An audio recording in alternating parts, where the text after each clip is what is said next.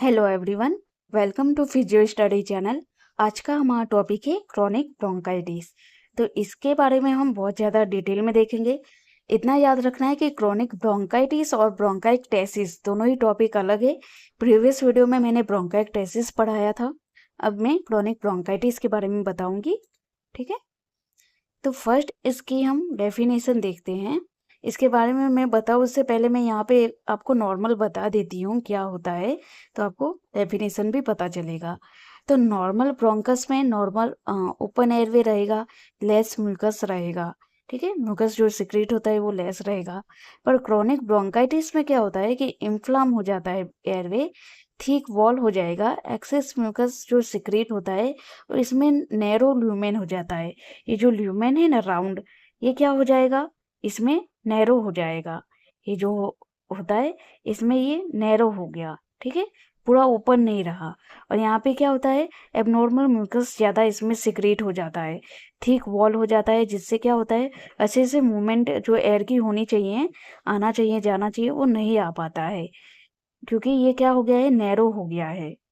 ठीक है, bronchial wall जो है इसका ठीक हो जाता है, जिससे स्पेस बहुत कम हो जाता है। तो यही था इसका नॉर्मल। ठीक है, आप एक बार देख लीजिएगा ये फिगर में। अब हम इसकी डेफिनेशन देखते हैं कि chronic bronchitis is a type of chronic obstructive pulmonary disease. COPD का ये टाइप है, characterized by persistent inflammation of the bronchi with a productive cough for at least 3 months in a year for 2 consecutive years। तो आपको इतना याद रखना है कि consecutive 2 years में एटलीस्ट 3 महीने तक आपको क्या रहेगा, प्रोडक्टिव कफ रहता है।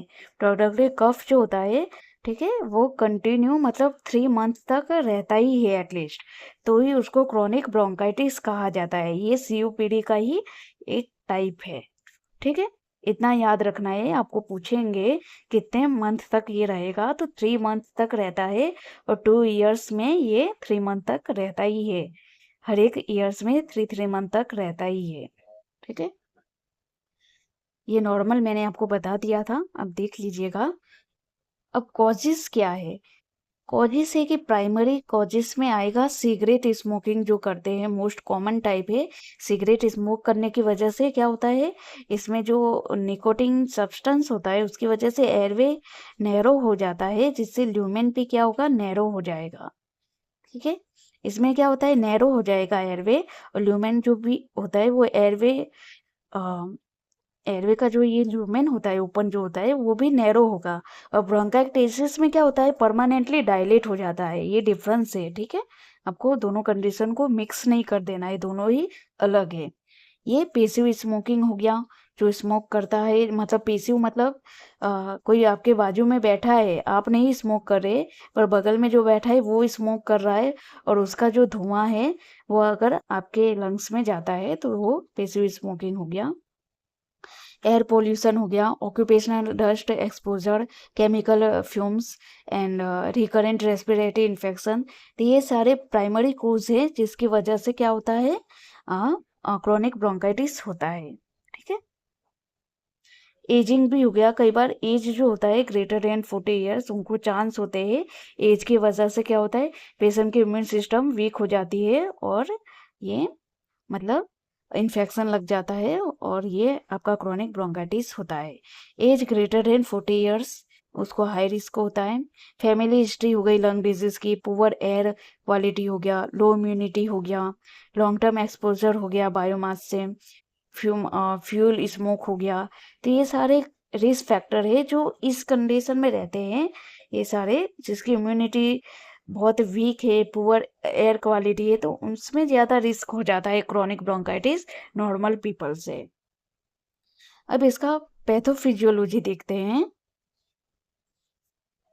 देखिए, यहाँ पे है नॉर्मल एयरवे है। ठीक है, यहाँ पे क्या है, ब्लॉक्ड एयरवे, इन क्रॉनिक ब्रोंकाइटिस में ब्लॉक हो जाएगा। कैसे ब्लॉक होगा? Mucus plug block air passes. यहाँ पे म्यूकस सिक्रीट जो होता है ज़्यादा एबनॉर्मल, उसकी वजह से एयर अच्छे से पास नहीं हो पाती है, ये एयरवे को ब्लॉक कर देता है, जिससे क्या होगा? यहाँ पे एयर ट्रैप हो जाएगा। जो CO2 होगा वो बाहर नहीं जा पाएगा और O2 अच्छे से अंदर नहीं आ पाता है, इसलिए पेशेंट को डिफिकल्टी होती है ब्रीथिंग में, और यहाँ पे एयर ट्रैपिंग की वजह से हाइपर इन्फ्लेशन देखने को मिलेगा।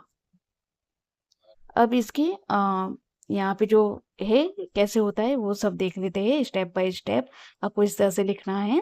स्मोकिंग इरिटेंट्स हो गया तो वो एंटर होगा तो क्रॉनिक ब्रोंकियल इन्फ्लामेशन होगा।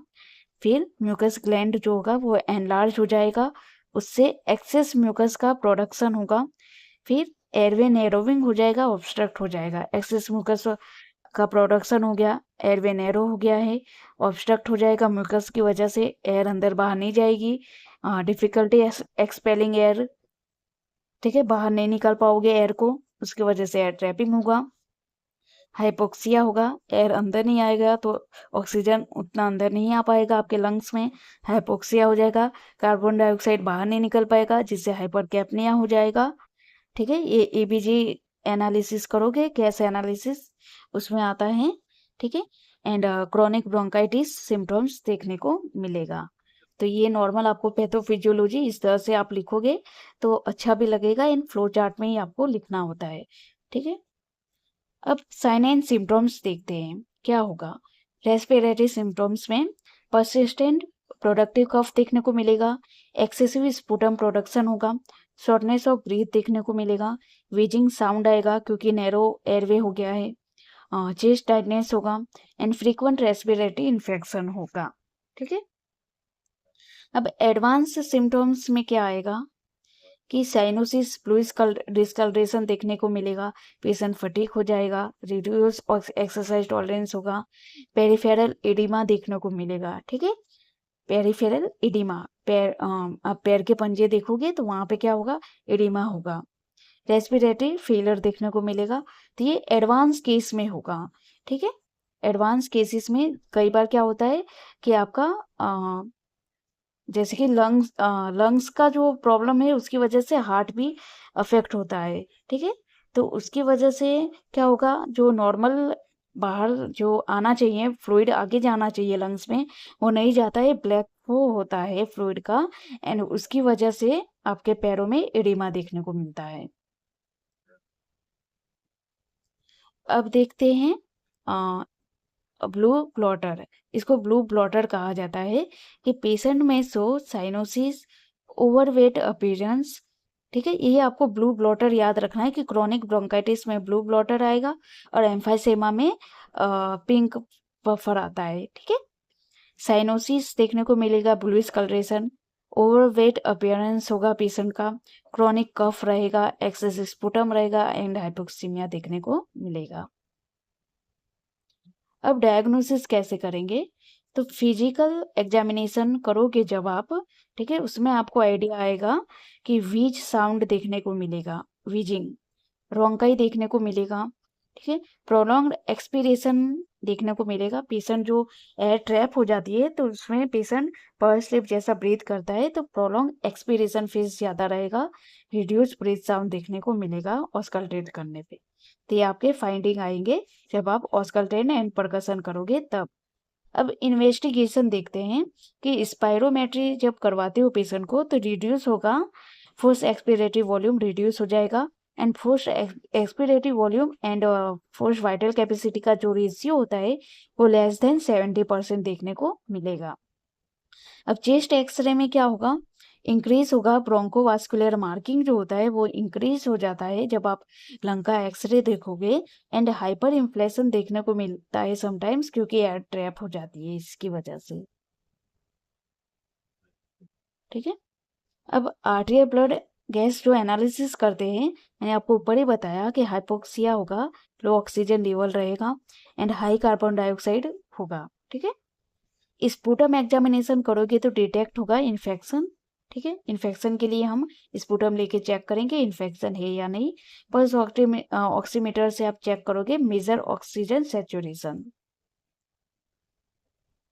अब हम इसमें ट्रीटमेंट देखते हैं।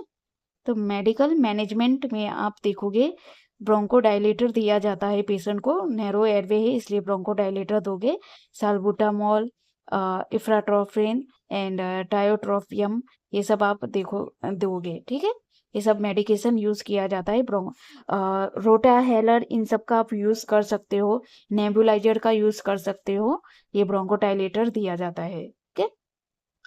कॉर्टिकोस्टेरॉइड्स में इनहेल कॉर्टिकोस्टेरॉइड्स लोगे आप।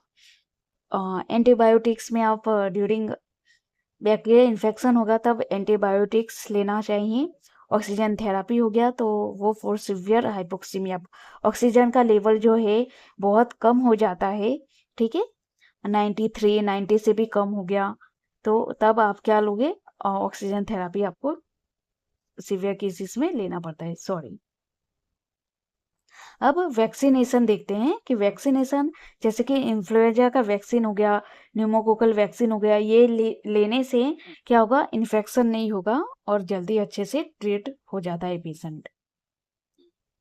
अब फिजियोथेरापी मैनेजमेंट में देखते हैं कि एयरवे क्लियरेंस टेक्निक देना ही है, ठीक है। मोस्ट ऑफ जितनी भी लंग कंडीशन है, म्यूकस रहता है तो एयरवे क्लियरेंस टेक्निक आपको लिख ही देना है, जिसमें क्या आएगा, एक्टिव साइकिल ऑफ ब्रीथिंग हो गया, हफिंग हो गया, कंट्रोल कफिंग हो गया, पुशर ड्रेनेज हो गया, ठीक है। ये सब आप डिटेल में लिख लेना, मैंने प्रीवियस वीडियो में भी बताया है आपको। ब्रीदिंग एक्सरसाइज में आपका पर स्लिप ब्रीदिंग हो गया, डायफार्मेटिक ब्रीदिंग हो गया, डीप ब्रीदिंग हो गया। एक्सरसाइज ट्रेनिंग में एंड्योरेंस पेशेंट फटीग हो जाता है तो वॉकिंग प्रोग्राम कर सकते हो, साइकिलिंग, पल्मोनरी रिहेबिलिटेशन पूरा आप लिख सकते हो फिजियोथेरेपी मैनेजमेंट में इसमें। अब चेस्ट फिजियोथेरेपी में क्या होगा, कैसे होगा, तो म्यूकस रिटेंशन रहता है तो पोस्चर ड्रेनेज देना है, परकसन दे सकते हो एंड वाइब्रेशन पोस्चर ड्रेनेज के साथ ये दे सकते हो, फिर हफिंग एंड कफिंग दे सकते हो, म्यूकस रिमूवल होगा, ठीक है। ये एक फ्लो चार्ट है कि मुकस रिटेंशन है, पोस्चर ड्रेनेज करवाना है, उसके साथ परकसन एंड वाइब्रेशन देना है। जिस उसके बाद क्या होता है, जब ऊपर लार्जर एयरवे में आ जाता है, सेंट्रल एयरवे में, तो हफिंग एंड कफिंग के थ्रू उसको बाहर निकाला जाता है, जिससे म्यूकस रिमूवल होता है एंड आपका इम्प्रूव हो जाता है वेंटिलेशन। तो आप इस सब फ्लो चार्ट की तरह भी आप ले सकते हो चेस्ट फिजियोथेरेपी। अब कॉम्प्लिकेशन क्या आएगा, देखो मैंने वो बताया ऊपर कि पल्मोनरी इडिमा क्यों होता है, तो ये कोर पल्मोनरी जो कंडीशन होता है, ये रेस्पिरेटरी, तो रेस्पिरेशन अफेक्ट होगा तो उसके साथ लंग भी अफेक्ट होता है कई केसेस में, ठीक है। हार्ट एनलार्ज हो जाता है, हार्ट में प्रॉब्लम क्रिएट होता है, जिससे क्या होता है कि एक रेस्पिरेटरी यानी लंग फंक्शन अफेक्ट हुआ तो उसके साथ आपका हार्ट फंक्शन भी अफेक्ट होता है, उसी को कोर पल्मोनरी कहते हैं और इसी में पल्मोनरी एडिमा देखने को मिलता है, ये कॉम्प्लिकेशन में होता है। रेस्पिरेटरी फेलर भी हो जाता है कई बार, पल्मोनरी हाइपरटेंशन होगा, रिकरेंट इन्फेक्शन होगा, अक्यूट एक्सेबरेशन होगा, रिड्यूस क्वालिटी ऑफ लाइफ हो सकता है।